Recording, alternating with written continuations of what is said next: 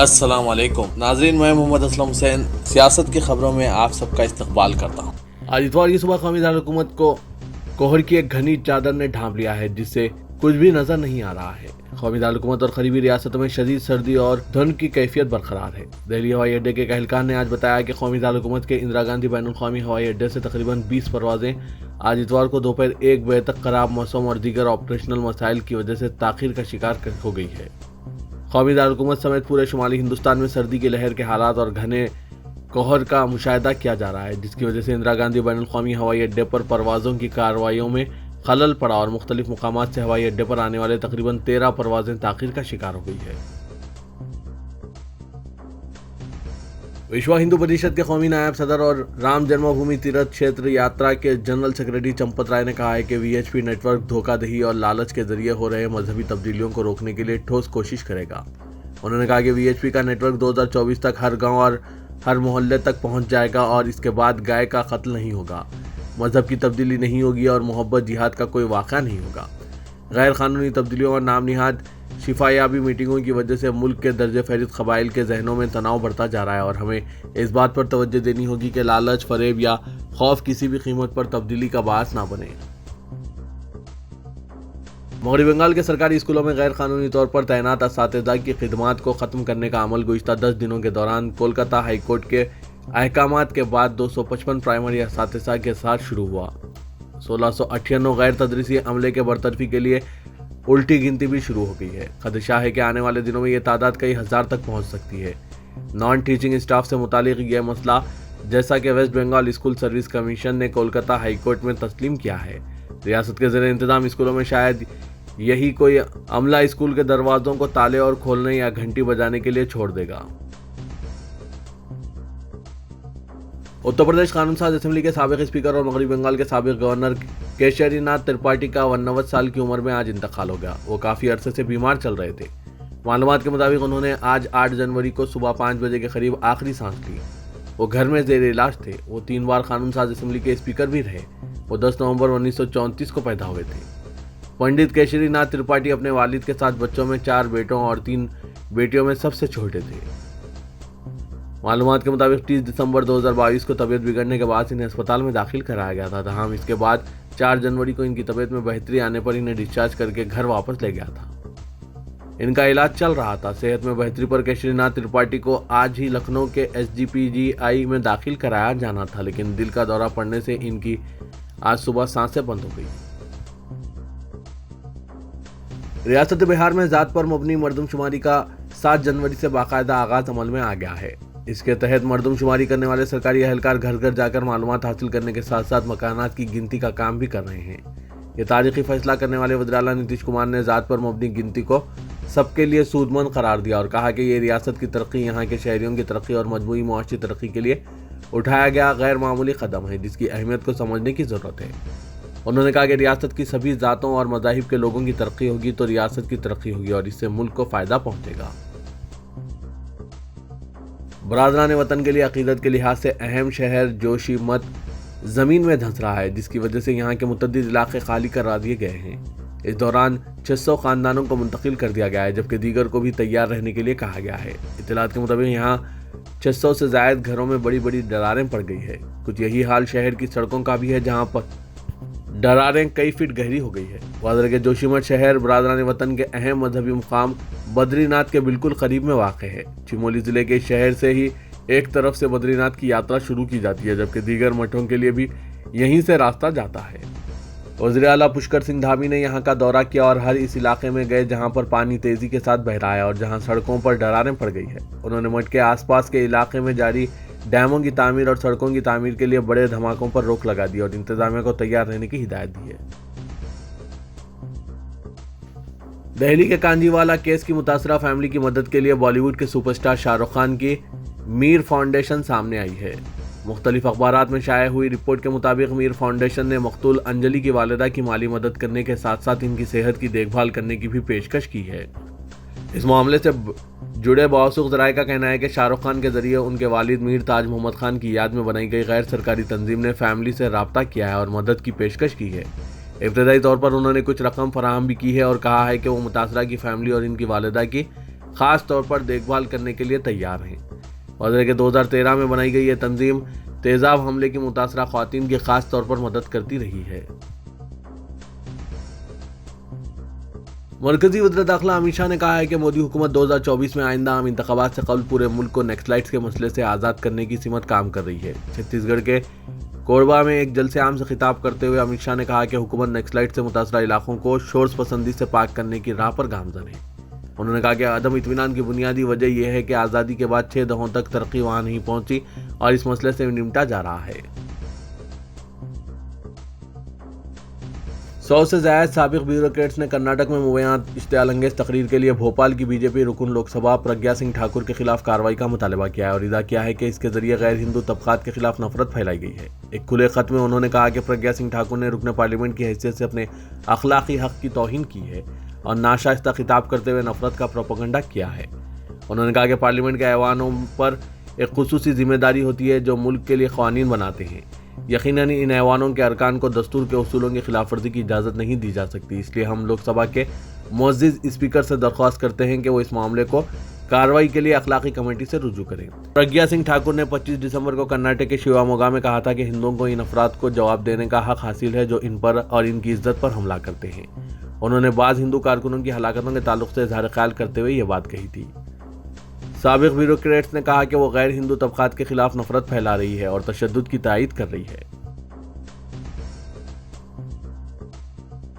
دہلی فسادات کے ایک معاملے میں کرکرڈوما کی عدالت نے ایک بڑا فیصلہ سناتے ہوئے آج 9 مسلم نوجوانوں کو جرم ثابت نہ ہونے کی بنا پر باعزت بری کر دیا ہے۔ جن نوجوانوں کو آج بری کیا گیا ان میں محمد شاہ نواز عرف شانو، محمد شعیب عرف شاروخ، راشد آزاد، اشرف علی پرویز، محمد فیصل اور راشد عرف مونو شامل ہیں۔ ان پر فساد برپا کرنے، آگزنی، لوٹ مار، غیر قانونی طور پر جلسہ کرنے جیسے کئی الزامات تھے۔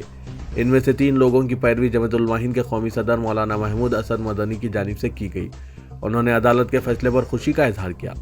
جمعیت لیگل سیل کے سربراہ مولانا نیاز احمد فاروقی اور ایڈوکیٹ سلیم ملک نے کہا کہ 3 سال بعد عدالت نے انصاف کیا اور ہمیں کامیابی ملی ہے۔ سعودی عرب میں مقیم ایک کشمیری آصف مقبول ڈار کو ایک انفرادی دہشت گرد قرار دیا گیا ہے۔ وزارت داخلہ نے ایک اعلامیہ میں کہا ہے کہ Dar social media plate form کا استعمال کرتے ہوئے کشمیر وادی کے نوجوانوں کو دہشت گردی کی سرگرمیوں کے لیے اکسا رہے ہیں۔ وہ 74 فرد ہیں جنہیں 4 دنوں میں وزارت داخلہ نے انفرادی دہشت گرد قرار دیا ہے۔ ڈار کا تعلق ممنوعہ تنظیم حزب المجاہدین سے ہے اور وہ سوشل میڈیا پر ایک اہم سخت گیر آواز سمجھے جاتے ہیں۔ وہ جموں کشمیر، ہندوستان کے دوسرے شہروں بشمول نئی دہلی میں پرتشدد سرگرمیوں کے لیے ایک سازش کے سلسلے میں NIA کو مطلوب ہے۔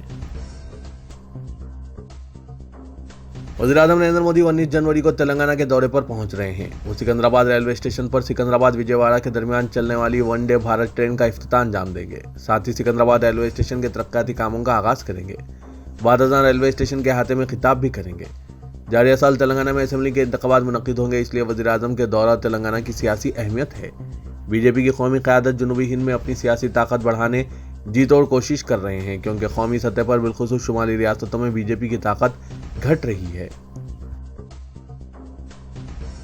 تلنگانہ کے وزیر صحت ہریش راؤ نے ریاست میں قائم ہونے والے 9 میڈیکل کالجز کے کاموں میں تیزی پیدا کرنے عہدیداروں کو ہدایت دی۔ آج آروگیہ شری ہیلتھ کیئر ٹرسٹ آفس میں NHM TSMS IDC کے ساتھ ماہانہ اجلاس طلب کر کے مختلف امور کا جائزہ لیا اور ان 9 میڈیکل کالجز کی تعمیرات کے لیے ٹینڈرز کا عمل مکمل کرنے اور کاموں کا آغاز کرنے کی ہدایت دی۔ انہوں نے کہا کہ علیحدہ تلنگانہ کی تشکیل کے بعد chief minister K Chandrashekar Rao عوام کی صحت پر خاص توجہ دیے ہوئے ہیں۔ گزشتہ سال ہی 8 میڈیکل کالجز کا بیک وقت افتتاح کر کے نیا ریکارڈ قائم کیا گیا۔ اسی جذبے سے جاریہ سال کریم نگر، کھمم، کاماریڈی، وقارآباد، جنگاؤں، نرمل، بھوپال پلی، سرسلہ، آصف آباد میں میڈیکل کالجز قائم کر کے MBBS کی تعلیم کے آغاز کے لیے اقدامات کریں۔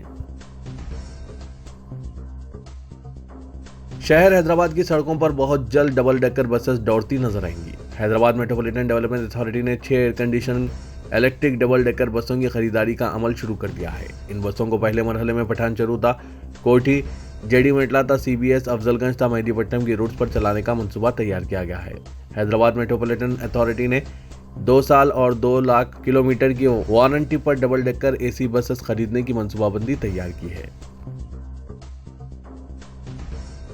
BJP کے ریاستی صدر بنڈی سنجے نے کہا کہ آئندہ 6 ماہ کے دوران کسی بھی وقت اسمبلی انتخابات کا اعلان ہو سکتا ہے۔ حیدرآباد میں پولنگ بوتھ کمیٹیوں کے اجلاس سے خطاب کرتے ہوئے انہوں نے کہا کہ اجلاس میں شرکت کرنے والے ارکان کی تعداد کو دیکھتے ہوئے یہ اندازہ لگایا جا سکتا ہے کہ ریاست میں آئندہ حکومت BJP کی رہے گی۔ 119 असेंबली हलकों के बीजेपी बूथ लेवल कमेटी के अरकान से खिताब करते हुए बंडी संजय ने कहा कि रियासत में सीरियल ऐप को मुतारिफ कराया जा रहा है, जिसमें मरकजी हुकूमत के बहबूदी प्रोग्राम, पार्टी के प्रोग्राम, मरकज की जानिब से तेलंगाना को दिए गए फंड्स की तफसीलात मौजूद है, जिसका इस्तेमाल करते हुए कारकुन अवाम को हक़ाइक़ से वाकिफ करवाएं। बीआरएस के कारगुजार सदर केटी रामाराव ने कहा कि बीआरएस में टीआरएस का डीएनए बरकरार रहेगा। आज सहाफ़ियों से बात करते हुए उन्होंने कहा कि अगर से टीआरएस बीआरएस में बदल गई है, मगर हमारा परचम, इंतखाबी निशान वही है और हमारा कायद भी वही है, कुछ भी नहीं बदला है। हमारा डीएनए आज भी वही है और जूं का त्यों बरकरार रहेगा। ख़वातीन के खिलाफ जराइम के इंसदाद के एक हिस्से के तौर पर शी टीम्स की जानिब से मुख्तलिफ सरकारी और खानगी तालीमी इदारों के साथ बेदारी प्रोग्राम मुनक़िद किए जा रहे हैं, जिसके दौरान मोबाइल फ़ोन्स या दूसरे इलेक्ट्रॉनिक आलात के इस्तेमाल के दौरान क्या करना चाहिए और क्या नहीं करना चाहिए के बारे में तलबा को बाशऊर किया जा रहा है।